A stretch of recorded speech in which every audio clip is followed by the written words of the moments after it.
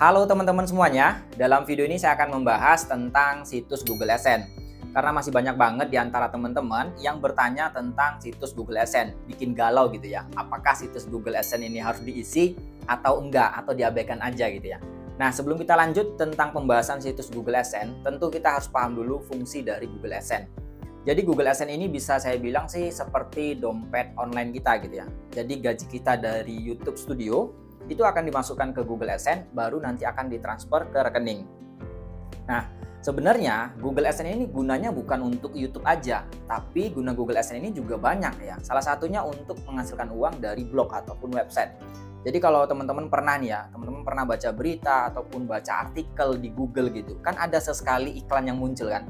Nah, sebenarnya blog itu menghasilkan uang ya dari artikel yang kita buat, dan uang yang dihasilkan dari blog tadi itu juga dimasukkan ke akun Google AdSense, karena Google AdSense ini sebagai dompet online-nya gitu.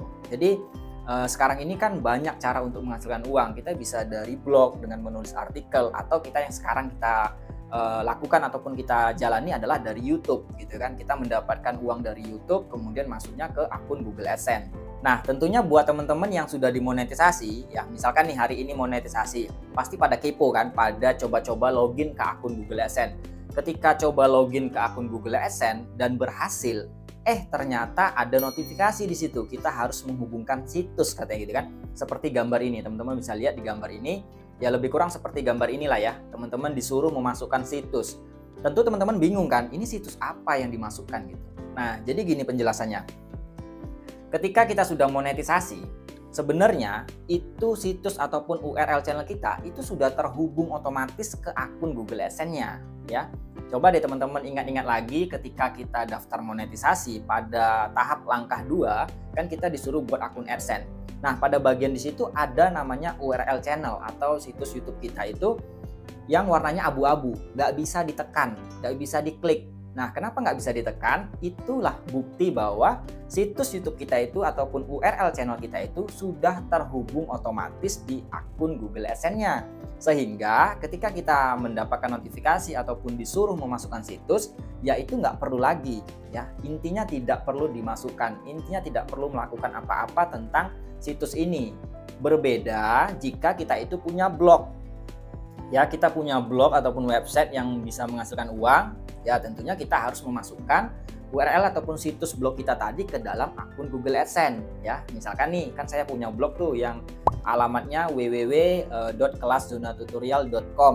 Nah, itu adalah URL ataupun situs saya.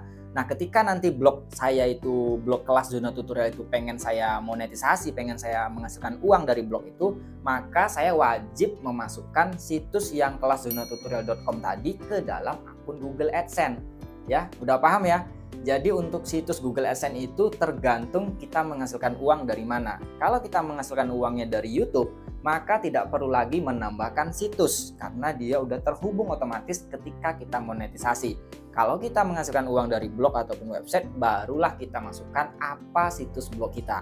Lalu Bang, kalau saya seandainya nggak punya situs, nggak punya blog gimana?